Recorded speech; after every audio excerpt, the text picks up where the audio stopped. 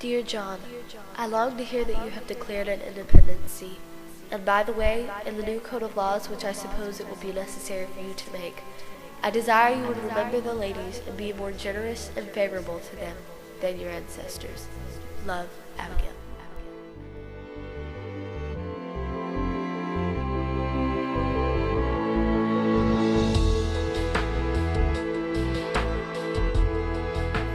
Ratification of the 19th Amendment of the United States Constitution in 1920 gave women the right to vote.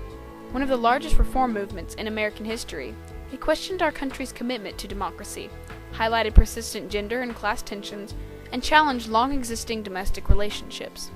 In the end, the debate came down to an unlikely state, the southern state of Tennessee, and was decided by a single vote. As far back as Abigail Adams, women had been very gently saying, we need a voice in American affairs. But of course the fact was, her husband John didn't listen to her about women's rights. In the early days of our country, males dominated. Once a woman married, everything she had belonged to her husband. If she worked, her salary went to him. And if there was a divorce, the children stayed with their father. We like to think that the United States is in a leadership position for democracy, for human rights. That's just not true.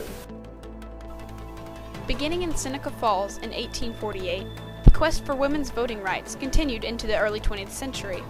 With the success of the abolition and temperance movements providing the momentum, the women's suffrage movement became a part of the progressive era, a new generation of major reform and change in American government and society.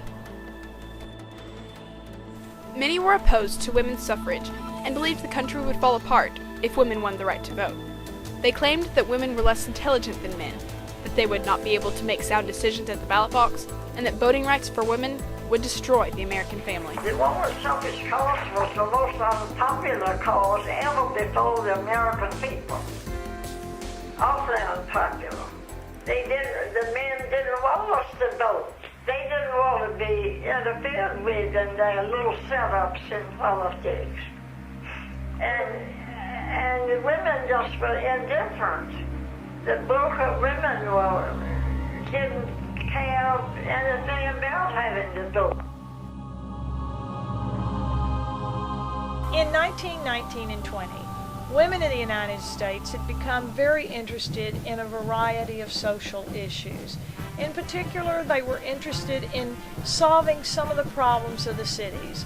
The problems related to the poor, child labor, alcohol, vice, crime on the streets. They felt that these things needed the response of women in order for those problems to be solved.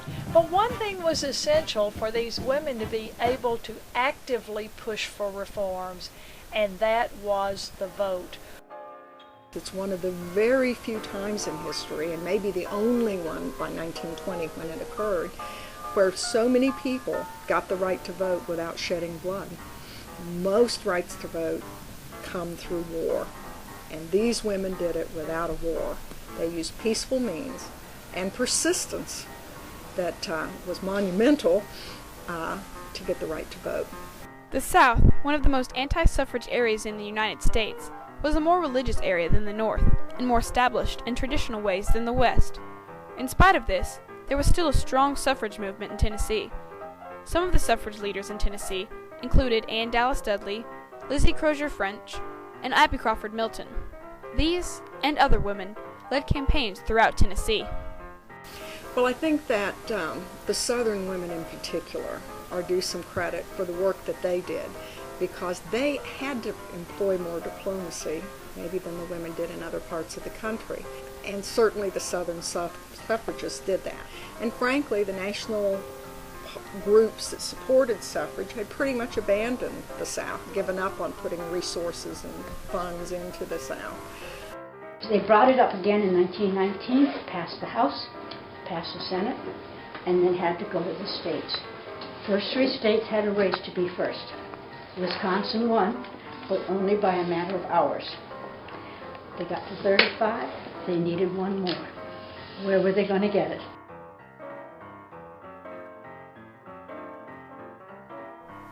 The amendment to the Constitution had to be ratified by 36 of the then 48 states. By March of 1920, 35 states had amended it, and 8 had rejected it. In 1920, Tennessee was the last possible state to ratify, and everyone pinned their hopes on Nashville that summer, suffragists and anti-suffragists alike. Legions of suffragists pressed yellow roses on stressed lawmakers. Antis gathered in force, scattering red roses everywhere, and that fateful summer became known as Tennessee's War of the Roses. Everybody on both sides just descended on the capital of Tennessee that summer. So the day that came for the vote, if you were for suffrage, you wore a yellow rose. And if you were against suffrage, you wore a red rose. And in the morning, it looked like the best they could hope for would be a tie. And if it was a tie, it meant they lost. Harry Byrne, a 24-year-old representative from McMinn County, was the youngest representative in the Tennessee House. During the heated suffrage debate, he received numerous telegrams and letters from across the state and around the nation, attempting to influence his vote. The women and men in McMinn County are almost unanimous against the suffrage amendment. Earnestly urge reconsideration of action on the Anthony Amendment. The action of Tennessee destroying the Constitution disgraces state. Tennessee cannot afford to bear the responsibility for the chaos that will result from thrusting the vote on the unwilling majority of our women. Do you not represent them voting against the amendment? True Americans pray that you will have a change of heart before it's too late. Harry Byrne wore a red rose on the day of the final vote. As he stood to give his vote, no one knew that he carried a letter from his mother, Feb Byrne, saying, "Dear son, hurry and vote for suffrage and don't keep them in doubt. I've been waiting to see how you stood but have not seen anything yet. Don't forget to be a good boy and help Mrs. Cat with her rats. Is she the one that put the rat in ratification? With lots of love, Mama." Woke up this morning. Thinking of his mother, what she expected of him, and what he considered to be right, he nervously answered aye, so quickly that many of his colleagues did not even notice. Several other representatives also changed their votes from nay to aye, and the amendment passed on August 18, 1920, with 49 votes for and 47 against. Harry Byrne. I thank God for the mountain boy of East Tennessee and the fine fight he has made for suffrage. Bully for you. Mrs. R.P. Knight, August 21st, 1920. Many, many countries had given their women the right to vote long before the United States did. Most of the southern states had rejected the 19th Amendment, but the National Women's Party became really strong in Tennessee, particularly in East Tennessee. And I can't help but think that that had a lot of influence over Tennessee, ultimately delivering the most important tie-breaking end of the session vote. It made our country a true democracy. It can be said that the women's suffrage movement, where women gained the right to vote, began with a letter and ended with a letter. The famous letter from Abigail Adams to John Adams, asking him to remember the ladies when he was writing the Constitution, was merely overlooked. Fortunately, Harry Byrne followed the advice given in the letter from his mother, Feb Byrne, ultimately granting American women the right to vote.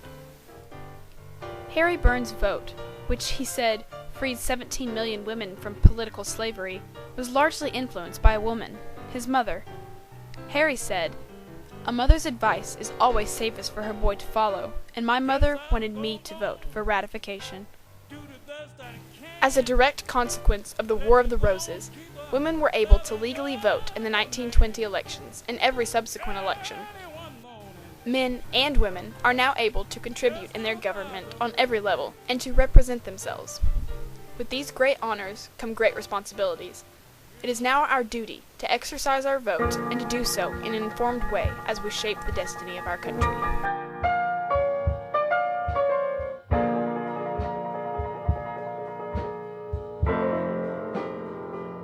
I've been locked up so long,